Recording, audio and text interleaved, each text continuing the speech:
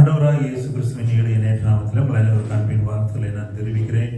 கர்த்தர் உங்கள் ஒருவரையும் ஆசீர்வதிப்பாராக. இந்த காலை வேளையில் உங்கள் அனைவரையும் ஆண்டோடைய நாமத்தில் அன்போடு கூட நான் வாழ்த்தி வரவேற்கிறேன். இந்த நாளுக்காய் நான் ஆண்டவருக்கு நன்றி செலுத்துகிறேன்.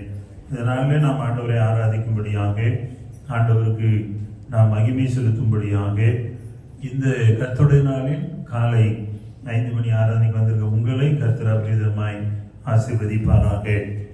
நாம் சிலுவை குறித்து ஒரு தியானத்தை ஒவ்வொரு நாளும் செய்கிறோம். அதன்படி இன்றைக்கு யோவான் 19ஆம் அதிகாரத்திலிருந்து தொடர்ச்சியாக 18, 19 வசனங்களிலிருந்து ஒவ்வொரு நாளும் கடந்த 2-3 தினங்களாய் நாம் வாசித்து வருகிறோம். 20ஆம் வசனத்தை இன்றைக்கு வாசித்து அதை உங்களுக்கு கொஞ்சம் காண்பித்து கொடுத்துவிட்டு சில தியானத்துக்கு நான் கடந்து செல்ல விரும்புகிறேன்.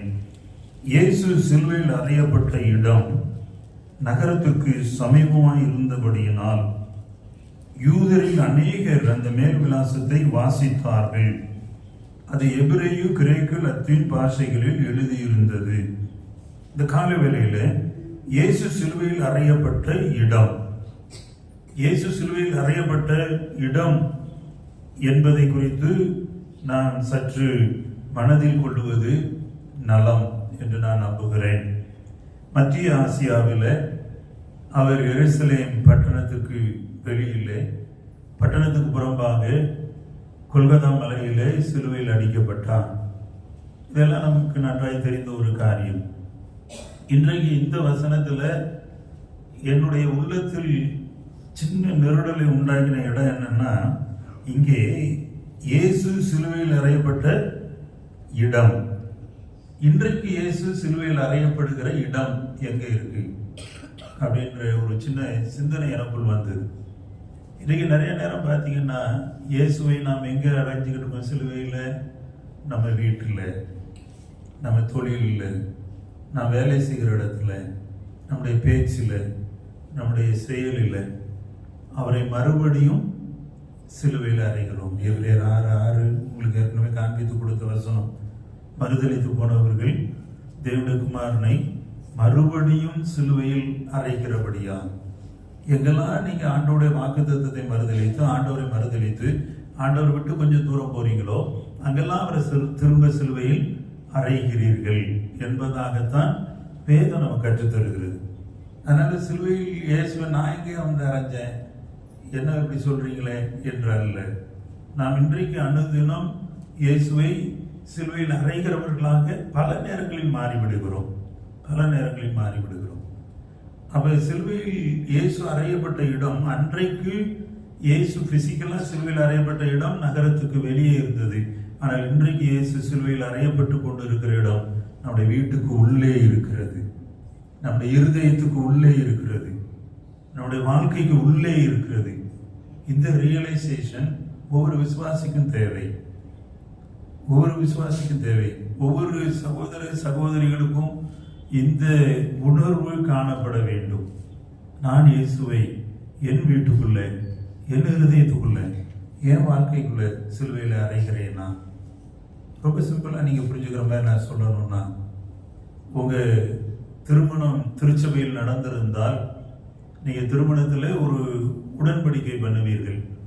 கரங்களை பிடித்து சொல்லுவீங்க, வாழ்விலும் தாழ்விலும், சொல்லுங்களேன், சுகத்திலும் சுகத்திலும், நன்மையிலும் தீமையிலும், எதுவரைக்கு?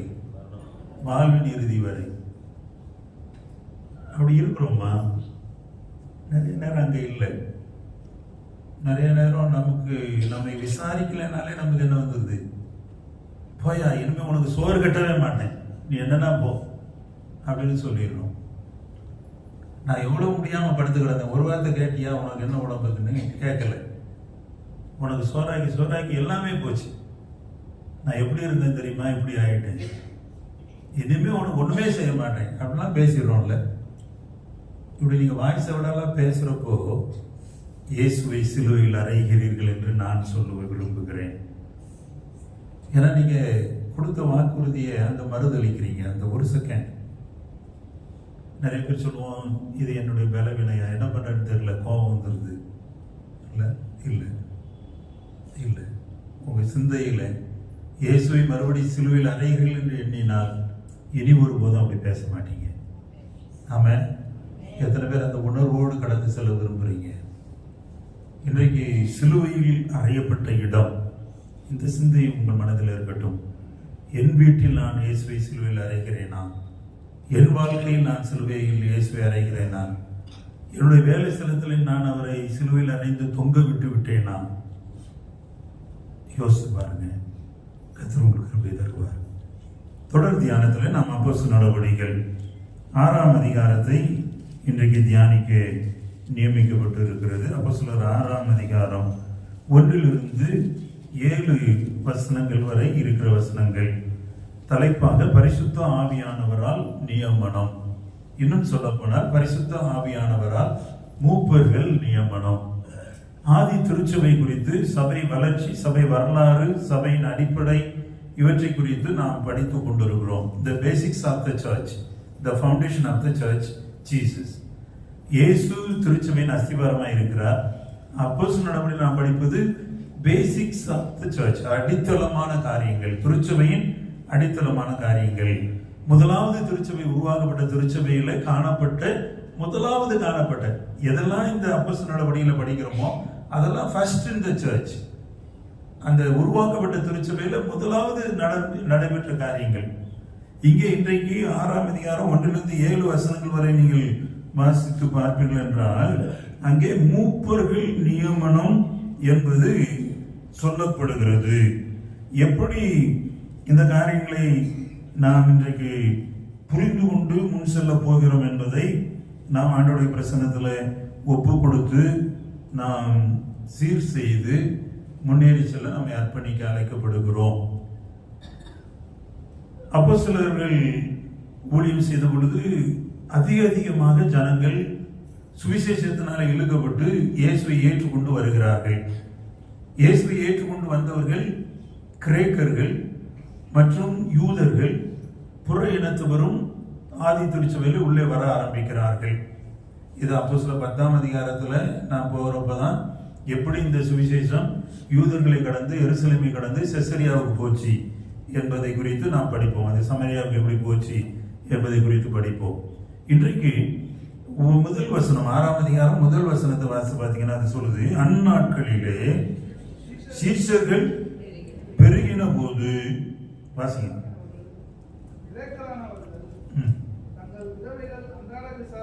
கிரேக்கரானவர்கள் தங்கள் விதவைகள் அன்றாட விசாரணையில் திட்டமாக விசாரிக்கப்படவில்லை என்று எபிரேயருக்கு விரோதமாய் முறுமுறுத்தார்கள். The first முறுமுறுத்தல் in the church. Hello, நான் இன்னைக்கு திரும்ப இந்த வசனத்தை ஒரு 3 மணிக்கு எழுந்து உட்கார்ந்து வாசப்போ, இந்த ஃபர்ஸ்ட் முறுமுறுப்பு, இஸ்ரேல் ஜனங்கள் முறுமுறுத்தார்கள் என்பதை குறித்து எனக்கு ஒரு சின்ன ஞாபகத்தை ஆண்டவர் உண்டாக்குனார். எங்கன்னா ரெவித்தீம்ல அவங்க முறுமுறுத்தாங்க. யாத்திரா 17ஆம் அதிகாரத்தில் படிச்சிங்கன்னா தெரியும். ஆண்டவர் நடத்திட்டு வர்றாரு. அவங்க பாளையம் இறங்குகிறார்கள். அவங்க கிட்டத்தட்ட ஒரு 10 இடத்துல பாளையம் இறங்கி 11 இடம் தான் ரெவித்தீம்ல பாளையம் இறங்குற பொழுது அவங்க பாளையம் இறங்குற இடத்துல மோசேக்கு விரோதமாக கல்லை கையில் எடுத்துக்கிட்டாங்களாம். தேவனுக்கு விரோதமாய் முறுமுறுக்கிறார்கள். எதுக்காக தெரியுமா? தண்ணி இல்லைன்னு சொல்லி, எங்களுக்கு தண்ணீர் கொடும், எங்களை சாகடிக்கமா கொண்டு வந்தீர் என்று மோசேக்கு விரோதமா முறுமுறுத்தார்கள். அப்போஸ்தலர் நடவடிக்கைகள் 6ஆம் அதிகாரத்துல அந்த ஆதி திருச்சபையில முதல் சர்ச் உருவாகி இருக்கு. இன்னும் பெரிய பில்டிங்கை கட்டல, பில்டிங்குள்ள போகல. இவங்க ஒரு வீடுகளிலே கூடி ஜெபித்துக் கொண்டு இருக்கிறார்கள். தெருமுனைகளிலே அப்போஸ்தலர்கள் பிரசங்கிக்கிற பொழுது அநேகர் ஆண்டவரை ஏற்றுக்கொள்கிறார்கள், அநேகர் இயேசுவை வருகிறார்கள். இதெல்லாம் நடக்கு. ஆனா அதே நேரத்தில் அவர்கள் முறுமுறுத்தார்களாம். எதை குறித்து முறுமுறுக்கிறார்கள்? விசாரணை செய்வதை குறித்து. இந்த வசனம் சொல்லுது, விசாரணை சரியா இல்லை என்று முறுமுறுக்கிறார்கள். இதுதான் எல்லா இடத்துலையுமே இருக்கிற பெரிய பிரச்சனை. எல்லாரையும் விசாரிப்பது என்பது, இதுல நிறைய பிரச்சனைகள் இருக்கு. நான் இப்போ அதை பற்றி பேச எனக்கு நேரம் இல்லை. அவங்க முறுமுறுத்தார்கள். அப்பொழுது 12 சீஷர் கூட்டத்தை வரவழைத்து, நாங்கள் தேவ வசனத்தை போதியாமல் பந்தி விசாரணை செய்வது தகுதி அல்ல. இப்ப ஊழியக்காரங்க ஒரு டீமா கூடி பேசுறாங்க. இப்ப நம்ம சபைகள்லாம் இது நடக்கும். ECIல பாத்தீங்கன்னா முதல் சனிக்கிழமை போதகர்கள் கூட்டம் நடக்கும். போதகர் கூட்டத்துல சென்னை பேராயத்திற்கு 300-400 போதகர்கள் ஒன்றாக கூடுவது. அப்ப அங்க போதகர்கள் தான் பேசிக்குவாங்க. அங்க போதகர்கள் ஒருவர் விசாரித்துக் கொள்வார்கள், பேசிக் கொள்வார்கள். அது மாதிரி இங்க சீசர்கள் கூட்டமா கூடி வரவழைத்து என்ன பேசுறாங்கன்னா, நாங்கள் வேத வசனத்தை போதியாமல் பந்தி விசாரணை செய்வது. இவங்க விசாரணையில் திட்டமாய் விசாரிக்கப்படவில்லை. அப்ப அப்போஸ்தலர் சொல்றாங்க, ஊழியக்காரன் சொல்றாங்க, நாங்க போய் பந்தி விசாரணை பண்ணிக்கிட்டு தான் நல்லா இருக்காது. ஆகவே நாங்கள் தேவ வசனத்தை போதிக்கிறதுல நாங்கள் நிலைத்திருக்கும்படி எங்களை கொஞ்சம் பிரிச்சு விட்டுருங்க, நீங்க இதை கொஞ்சம் பிரிச்சு பாருங்க என்று சொல்லி திருச்சபையின் பணிகளை, திருச்சபையின் செயல்பாடுகளை திட்டம் பண்ணி கொள்ளுகிறார்கள். நாங்க இதை செய்ய எங்களை அனுமதிங்க, இதை செய்ய எங்களை விட்டுருங்க. நான் என்னுடைய உள்ளத்தில் எப்பொழுதும் நினைத்துக் கொள்வது அதுதான். மூப்பர்கள் என்கிறவர்கள் திருச்சபையின் காரியங்களை நிர்வகிக்க வேண்டும். என்னை பொறுத்தவரைக்கும் என்ன திருவசனம் போதிக்கிறதுல விட்டுறணும். நான் ஆண்டோடைய வசனத்தை படிக்கணும். உட்கார்ந்து நான் என் வீட்டில் உட்கார்ந்துட்டு 110 குடும்பத்தில் இந்த 10 குடும்பம் ஒரு மாதிரி பண்ணுது அப்படின்னு அந்த 10 குடும்பத்தை பற்றி ஏதோ ஒரு திட்டத்தை என் மைண்ட்ல ஓட்டிக்கிட்டே இருந்தான்னா நான் இங்க இருக்கிற ரகசியத்தை பார்க்க முடியாது. என்னுடைய மைண்ட் இங்க இருக்கணும். குடும்பங்களுக்காக ஜெபிப்பது என்னுடைய கடமை, அது ஜெபிக்கிறோம். ஆனால் உட்கார்ந்து அதையே ஏதோ ஒரு பணியாக மைண்டுக்குள்ள போட்டு இப்படி சொல்லிட்டாங்க, இப்படி பண்ணிட்டாங்க, இப்படி நடக்கிறாங்கன்னு ஏதோ ஒன்றை அதையே திட்டமாய் வைத்து, அதே அஜெண்டான்னு சொல்லுவாங்க, செயல் திட்டமாய் வைத்து செயல்பட்டால் தேவ வசனத்தை போதிக்க முடியாது. ஆமென், அல்லேலூயா. ஒரு சகோதரர் வந்தாரு, ஐயா நான் சர்ச்சுக்குள்ள வந்ததை நீங்க கவனிச்சிக்கலான்னு என்கிட்ட கேட்டா. நான் சொன்னேன், நான் கவனிக்கல. இல்லை, நீங்க பிரசங்கம் பண்ணிக்கிட்டு இருப்போம் தான் வந்தேன். நான் பிரசங்கம் பண்ணிக்கிட்டு இருப்போம் ஆண்டோட வார்த்தை என்ன வல்லமையோடு வரும், எப்படி வரும் என்பதை நான் அவரை சார்ந்து நின்று தான் பேசிக்கிட்டு இருப்பேன். அப்ப என் கண் உங்களை பார்க்குற மாதிரி இருக்கலாம், ஆனா என் கண்ணுக்குள்ளே நடமாடுவதோ யாரோ ஒருத்தர் உள்ள நுழையிறதையோ பதிவு பண்ணுவதில்லை. என் கண் வேத வசனத்தின் மேலேயும் அவர் மேலேயும் நோக்கமாயிருக்கும். ஆமென். தேவ வசனத்தை இப்படி போதிக்கத்தான் நான் கற்றுக்கொண்டு இருக்கிறேன். மாறாக யார் வந்திருக்கா போயிருக்கான்னு அங்க உட்காந்துட்டு ஒரு அட்டண்டன்ஸ் போடுறது என் வேலை இல்லை, நான் செய்யறதே இல்லைங்க. நீங்க ஒரு வேலை எப்படி நினைக்கிறீங்க எனக்கு தெரியல, இவர் என்ன நல்ல பாஸ்டரா அப்படி நீங்க மார்க் போடுவீங்க. உங்க மார்க்ல நான் மைனஸ் மார்க்ல போனாலும் பரவாயில்ல, உண்மையை சொல்றேன். நான் இங்க உட்காந்துட்டு யார் வந்திருக்கா, அவர் இடம் காலியா இருக்கு, இவர் இடம் காலியா இருக்குன்னு அட்டண்டன்ஸ் போடுறதே இல்லை. நான் இங்க உட்காந்து ஆண்டவரே நீர் என்ன பேச போறீங்க, உடைய பிள்ளைகள் இன்றைக்கு என்ன தேவையோடு வந்திருக்காங்க. இங்க ஒரு கேள்வியோடு ஒரு சகோதரி வந்திருந்தால் அந்த கேள்விக்கு ஆண்டவர் பதில கொடுப்பார். இன்றைக்கும் இந்த காலை தியானத்துல அது நடக்கு. ஒரு சகோதரி ஒரு 2 தினங்களுக்கு முன்பு பாஸ்டர் மாட்டோம்னு சொல்லிட்டு போயிருக்காங்க, நான் இன்னைக்கு பயங்கர குழப்பத்துல வந்தேன், என் கேள்விக்கு ஆண்டவர் பதிலை கொடுத்தார், எனக்கே தான் இன்னைக்கு ஆண்டவர் பேசினாரு. பாஸ்டர் மாட்டோம்னு சொன்னாங்க, எனக்கு இப்படி சொல்லிட்டு போறாங்க. நான் சொன்னேன், இது ஆண்டோடைய சித்தம், இது திட்டமிடப்பட்ட ஒரு காரியம். இப்ப நான் பேசிக்கிட்டு இருக்கிறது ஏதோ நான் கண்ணை மூடிட்டு பேசல, என் கையில நான் ஒரு பேப்பரை வச்சுதான் பேசுறேன். இந்த வசனத்தை மீறி நான் எங்கேயும் போகல. இது பல மாதங்களுக்கு முன்பு அச்சிடப்பட்டு திட்டம் பண்ணி பேசுறதா. ஆனா இன்றைக்கு ஒருவர் இப்படி தேவையோடு வருவீர்கள், உங்களுக்கு இதுல இருந்து ஒரு காரியம் என்பதை தேவன் முன்குறித்திருக்கிறார். தூங்கிக்கிட்டு இருந்த ஒருத்தரை தட்டி எழுப்பி வான்னு சொல்லி அவங்க கிட்ட சொல்றாரு, நான் உனக்கு இதை செய்வேன் போ. ஆமென், அல்லேலூயா. தேவ வசனத்தை போதிக்கிறதுல பாருங்க ஒரு வல்லம் இருக்கு. தேவ வசனத்துல ஒரு ஜீவன் இருக்கிறது. தேவ வசனத்துல ஒரு மகிமை இருக்கிறது. இந்த வசனம் சொன்னதை செய்யும். ஆமென். இது ஒரு நாளும் போய் சொல்லாது. எனக்கு இந்த வசனத்தை நான் நேசிக்கிறேன், இந்த வசனத்துல தான் நான் ஜீவிக்கிறேன், இந்த வசனம் தான் எனக்கு எல்லாம். ஆமென். அதனால இந்த வசனத்தை போதிக்கிறதுல என் ஜீவன், இந்த வசனத்தை போதிக்கிறதுல அவ்வளவு ஆர்வம், இந்த வசனத்து மேல அவ்வளவு நாட்டம். எப்படி உங்க வாழ்க்கையில எப்படி மாறீங்களோ அப்ப இந்த வேத வசனம் உங்களுக்குள்ளே பேலன்ஸ் செய்யும். ஆதி திருச்சபையில வேத வசனத்துக்கும் விசாரிப்புக்கும் ஒரு பெரிய முதல் போராட்டம் உண்டாகிறது. இது இன்றைக்கும் சபையில் இருக்கக்கூடிய ஒன்று. இன்றைக்கு சபையில் இருக்கக்கூடிய ஒன்று. காரணம் என்ன தெரியுமா? போதகர்கள் ஒரு சில காரியங்களை தவறாய் மைண்டில் பதிவு பண்ணி கொள்வது, விசுவாசிகள் ஒரு சில காரியங்களை தவறாய் மைண்டில் பதிவு பண்ணி கொள்வது. மூப்பர்கள் என்று வந்த உடனே அப்படி காலரை தூக்கி விட்டு அப்படி கலத்தை அப்படி நீட்டிட்டு அப்படி நடக்கிற அது இல்லை. ஹலோ, நம்ம தவறாக ஒரு சில காரியங்களை பதிவு பண்ணி வச்சிருக்கோம். பாஸ்டாக ஒரு திருச்சபைக்கு நியமிக்கப்பட்டோன்னே நமக்கு இவ்வளோ பெரிய சபையை கொடுத்துட்டாங்க, அவ்வளோதான் பாரு நான் என்ன பண்ணிடுறேன், அது இல்லை. ஆண்டவருடைய ஊழியம் என்பது நீங்க ஏதோ ஒன்றை செய்து ஏதோ ஒரு பெரிய மாற்றத்தை உண்டு பண்ணி விடுவது அல்லது ஏதோ உங்க திறமையை வெளிக்காட்டி விடுவது அல்ல. இது ஆண்டவருக்கு செய்கின்ற அர்ப்பணி. ஆண்டவர் முன்னால இருக்கணும். ஆண்டவருக்கு பிரியமில்லாத காரியங்களை நாம் செய்வது, பேசுவது, திட்டமிடுவது, செயல்படுத்துவது கண்டிப்பாய் தடுக்கப்பட வேண்டும். ஆண்டவரை பிரியப்படுத்துகிற ஊழியர்களாக அப்போஸ்தலர் சொல்றாங்க, நாங்கள் திருவசனத்தை போதியாமல் பந்தி விசாரணை செய்வது தகுதி அல்ல. அதுக்கு மூப்பர்களை ஏற்படுத்துவோம். மூப்பர்கள் ஏற்படுத்தப்பட்ட பொழுது அவர்கள் ஏற்படுத்தப்பட்ட நோக்கம் ஒரு சிம்பிளா நம்ம லாங்குவேஜ்ல சொன்னா அப்போஸ்தலர்களுக்கு உதவி செய்யும்படி. ஊழியத்துல எல்லாம் இருக்கு. வர 200 குடும்பம், நம்ம சபையில 205 குடும்பங்களை கேரள ரவுண்ட்ல சந்திச்சிருக்கிறோம். 205 குடும்பங்களுக்காக நான் டெய்லி ஜெபிக்கணும். நான் ஜெபிக்காம படுத்துட்டேன்னா என் மனசு அப்படியே பிராண்டிக்கிட்டு இருக்கும். இன்னைக்கு நீ ஜெபம் பண்ணலையே, ரொம்ப டயர்டா இருக்கு சாமி, கொஞ்ச நேரம் கண்ணை மூடிட்டு அப்புறம் நான் எழுந்து ஜெபிக்கிறேன் என்று சொல்லுவேன். நிறைய நேரம் நான் அப்படி பிராக்டிக்கலா சொல்லியிருக்கேன். 12:30 1 மணிக்கு ஆண்டவர் எழுப்பி விடுவார். ஒரு அரை மணி நேரம் 1 மணி நேரம் ஜெபம் பண்ணிட்டு திரும்ப வந்து படுப்பேன்.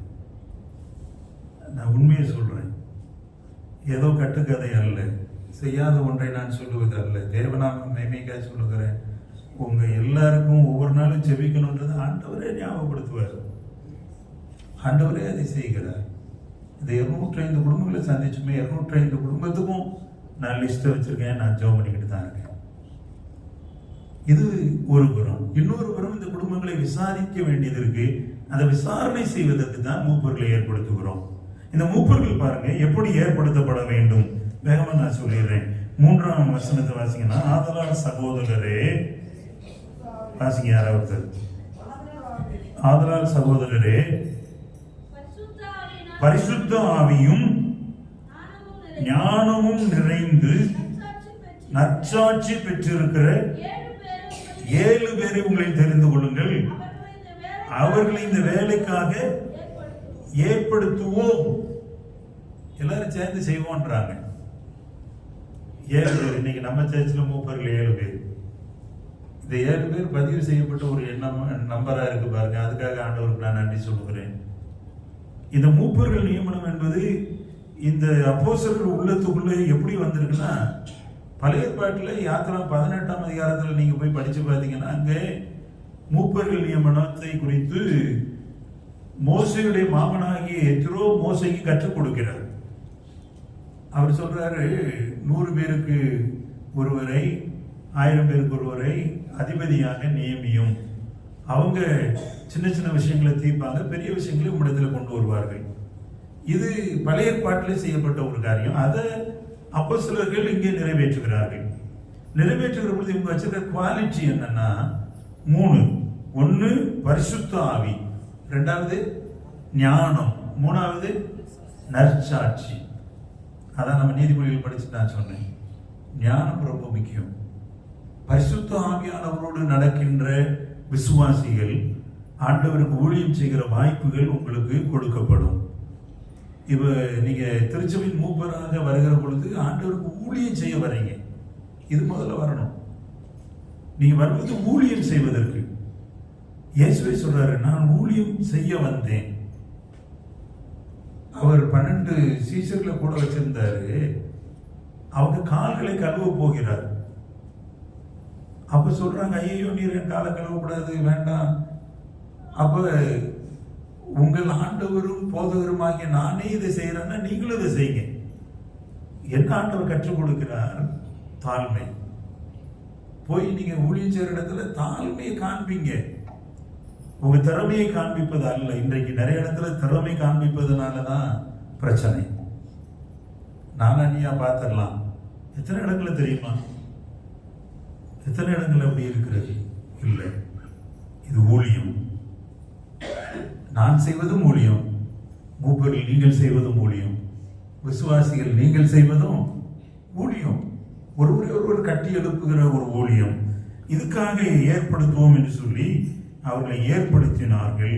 அவர்கள் ஏற்படுத்தப்பட்ட பொழுது திருச்சபை விரிவடைந்தது. இன்றைக்கு நீங்க பார்த்தீங்கன்னா மற்ற சபைகள் எல்லாம் மூப்பர், இந்த செக்ரட்டரி, ட்ரெஷரர், மற்ற சபைகள்லாம் எலெக்ஷன் வச்சு எடுக்கிற சபைகள்லாம் பெரிய பெரிய போராட்டங்கள். அந்த சபை போதகர்கள்லாம் நம்முடைய ஈஸியை செய்கிற காரியத்தை பார்த்து ஆச்சரியப்படுறாங்க. எப்படி இது? யோவான் 15ஆம் அதிகாரம் 16ஆம் வசனத்துல இயேசு சொல்றாரு, நீங்கள் வாசிங்க, நீங்கள் என்னை தெரிந்து கொள்ளவில்லை, நான் உங்களை தெரிந்து கொண்டேன். ஃபர்ஸ்ட் தெரிந்து கொள்ளுதல். அடுத்து நீங்கள் என் நாமத்தினாலே